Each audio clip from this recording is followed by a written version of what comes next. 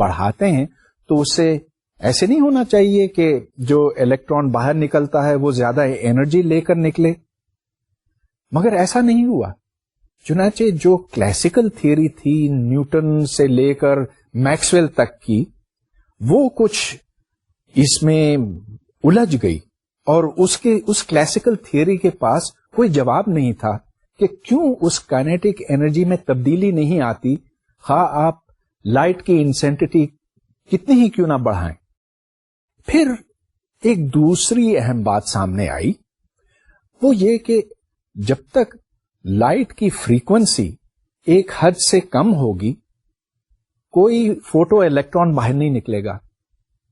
اب یہ بھی بڑی عجیب سی بات ہے اس واسطے کہ اگر الیکٹرو میگنیٹک فیلڈ کی انٹینسٹی آپ بڑھاتے جائیں تو اس کا مطلب یہ کہ اس کی انرجی آپ بڑھاتے جاتے ہیں، اور پھر ہونا تو یہ چاہیے کہ جب بہت زیادہ انٹینسٹی بڑھ جائے تو اس میں سے کوئی نہ کوئی الیکٹران آزاد ہو کر اینوڈ کی طرف چلا جائے، مگر یہ بھی نہیں ہوتا. جب تک اس مخصوص فریکوینسی سے زیادہ فریکوینسی کی لائٹ استعمال نہ کی جائے تو کوئی الیکٹران اس دھات میں سے آزاد ہو کر باہر نہیں نکلتا. کلاسیکل تھیوری کے پاس اس کا بھی کوئی جواب نہیں تھا. اب یہ دو بڑی اہم باتیں تھیں، مگر تیسری اہم بات یہ کہ جب روشنی دھات کے اوپر پڑتی ہے تو کچھ وقت لگنا چاہیے کہ ایٹمز کو اتنی انرجی ملے تاکہ وہ ایک الیکٹران کو باہر دھکیل سکیں. گویا کہ ایک ٹائم لیپس کی ضرورت ہے اگر کلاسیکل تھیوری درست ہے، مگر دیکھا یہ گیا کہ جو ہی روشنی اس دھات کے اوپر پڑتی ہے ویسے ہی الیکٹران باہر نکل جاتا ہے، گویا کہ یہ فوراً ہو جاتا ہے. یہ تین باتیں تھیں جن کے پاس کلاسیکل میکینکس اور کلاسیکل الیکٹرو میگنیٹک تھیوری بالکل خاموش تھیں، اور یہ سبب ہے کہ فزکس میں ایک انتہائی شدید بحران پیدا ہوا تھا. پھر سن 1905 میں آئنسٹائن نے ایک متبادل تھیوری پیش کی جس سے یہ سارے مسئلے حل ہو گئے، لیکن جس سے پھر ایک ذہنی کشمکش شروع ہو گئی. تو سب سے پہلے میں آئنسٹائن کی بات آپ کے سامنے رکھتا ہوں. آئنسٹائن نے یہ کہا کہ جو روشنی اس دھات کے اوپر پڑتی ہے وہ دراصل چھوٹے چھوٹے حصوں پر مشتمل ہیں. سمجھ لیجئے کہ یہ روشنی کی پڑیاں ہیں، انرجی کے کوانٹا ہیں، اور جو روشنی اس صورت میں آتی ہے اس کے اندر کروڑوں اربوں کوانٹا ہوتے ہیں. ہر کوانٹم، ہر انرجی کی پوری میں energy some constant into the frequency کے برابر ہے. اس کانسٹنٹ کو پلانکس کانسٹنٹ کہا جاتا ہے، اور اس سے ایکویژن نکلتی ہے energy of a quantum is equal to Planck's constant into the frequency. So E is equal to H nu. H کی قیمت 6.626 ٹائمز 10 ٹو دا پاور -34 جول سیکنڈز ہے، اور ہم اکثر اوقات ایچ بار لکھتے ہیں ایز ایچ ڈیوائڈیڈ بائی 2 پائے. تو ایسی صورت میں یا تو ہم E کو ایچ نیو لکھتے ہیں یا E is equal to H bar into omega, اور یہاں اومیگا 2 پائے انٹو نیو ہے. ڈائمینشنز کے لحاظ سے ایچ انٹو نیو انرجی کے یونٹس، انرجی کے ڈائمینشنز رکھتا ہے، اور جیسے جیسے نیو بڑھتا ہے ویسے ویسے انرجی بڑھتی ہے. تو ہم یہ پہلے بات کر چکے ہیں کہ الیکٹرو میگنیٹک ویوز کا ایک پورا اسپیکٹرم ہے. ریڈیو ویوز میں فریکوینسی کم ہے، چنانچہ ایک ریڈیو فریکوینسی ویو کا کوانٹم کم انرجی کا کوانٹم ہے بنسبت ایک گاما رے کے کوانٹم کے. گاما رے کے کوانٹم کی فریکوینسی زیادہ ہے، چنانچہ اس کی انرجی بھی زیادہ ہے. مگر اس کوانٹم کو کیسے سمجھا جائے؟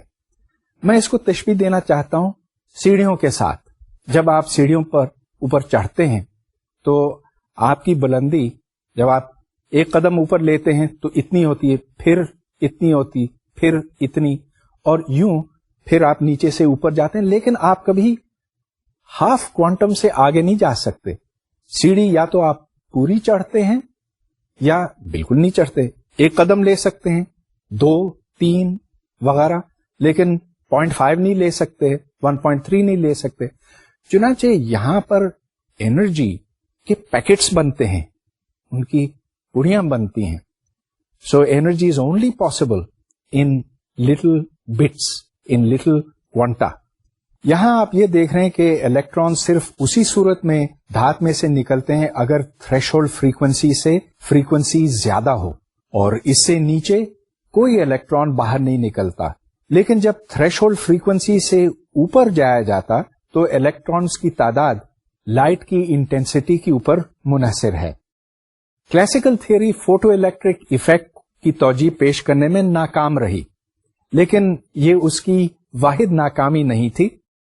ایک اور بڑا معمہ بھی سامنے آیا. جب ہم دیکھتے ہیں کہ بلیک باڈی ریڈیشن سے کون کون سی فریکوینسیز نکلتی ہیں تو اس میں ایک پورا اسپیکٹرم ہے. اگر آپ ویزیبل رینج لیں تو یہاں پر گہرا نیلا ہے، یہاں پر گہرا سرخ ہے، اور درمیان میں تمام رنگ موجود ہوتے ہیں. لیکن اگر آپ کوئی ایٹم کو گرم کریں، اور یہ میں پچھلے لیکچر میں کر کے دکھا چکا ہوں آپ کو، تو صرف مخصوص رنگ کی روشنیاں نکلتی ہیں. اب یہ کیسے ہو سکتا؟ کلاسیکل میکینکس اور کلاسیکل الیکٹرو میگنیٹک تھیوری کے پاس اس کا کوئی جواب نہیں تھا. جب آپ اسپیکٹروسکوپ سے دیکھتے ہیں ہائیڈروجن کو تو آپ کو 3 لائنیں دکھائی دیتی ہیں، ایچ الفا، ایچ بیٹا، ایچ گاما. جب آپ ہیلیم کو دیکھتے ہیں تو اس کے اسپیکٹرم میں آپ کو مزید لائنز ملتی ہیں. نیون، کاربن، دیگر ایلیمنٹس، ان کے اسپیکٹرم میں اور بہت سی لائنیں ہیں. تو یہ لائنیں آئی کہاں سے؟ یہ ایک ایسا معمہ تھا جس سے لوگ مجبور ہوئے سوچنے کے اوپر کہ آخر ایٹم کے اندر ہوتا کیا ہے. اس سوال کی طرف ایک بڑی پیش قدمی اس وقت ہوئی جب رتھرفورڈ نے ایک بڑا اہم تجربہ کیا. رتھرفورڈ سے پہلے یہ خیال کیا جاتا تھا کہ ایٹم میں ہاں الیکٹرانز ہیں، اور وہ الیکٹرانز اس واسطے ہیں کہ جب آپ ان کے اوپر روشنی پھینکتے ہیں یا جب آپ 2 چیزوں کو آپس میں رگڑتے ہیں تو چارج علیحدہ ہو جاتا ہے. یہ اس بات کی دلیل ہے کہ اس کے اندر الیکٹرانز موجود ہیں. مگر یہ چونکہ نیوٹرل ہے تو اس واسطے اس کے اندر پازیٹیو چارجز بھی ضرور ہونے چاہیے، ان کو پروٹونز کا نام دیا گیا. مگر کیا یہ پروٹونز اور الیکٹرانز اس ایٹم کے اندر برابر پھیلے ہوئے ہیں؟ رتھرفورڈ سے پہلے خیال یہ تھا کہ ہاں ایسا شاید ہو، اور اس کو plum pudding model of the atom کہا جاتا ہے.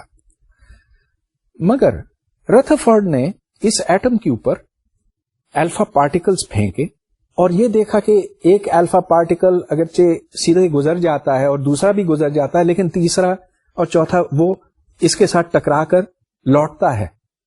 اور اس کو بڑی حیرانگی ہوئی اس بات پر کہ یہ کیسے ہو سکتا ہے کہ میں اتنی بھاری چیز پھینک رہا ہوں، الفا پارٹیکل، ایک ایٹم کے اوپر، اور وہ بھاری چیز پلٹ کر واپس آ جاتی ہے.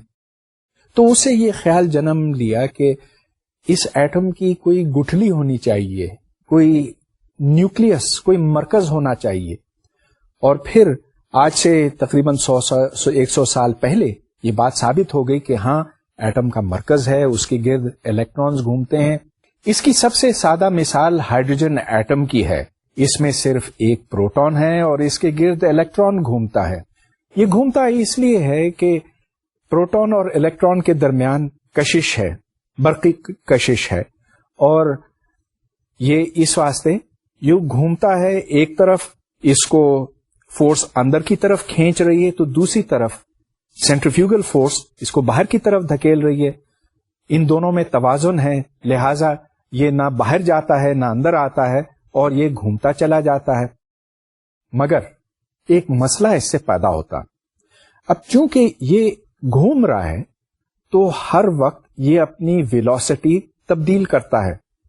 ہاں بے شک یہ اپنی سپیڈ تبدیل نہ کرے، لیکن اگر وہ ابھی اس طرف جا رہا ہے تو تھوڑی دیر بعد اس طرف ہوگا، پھر اس طرف ہوگا. گویا کہ جب کوئی چیز ایک دائرے میں گھومتی ہے تو وہ ایکسیلریٹ کرتی ہے، اور جب ایک چارج ایکسیلریٹ کرتا ہے تو لازمی طور پر اس میں سے برقی مقناطیسی لہریں نکلتی ہیں، جس کا مطلب یہ کہ اس سے توانائی خارج ہوتی ہے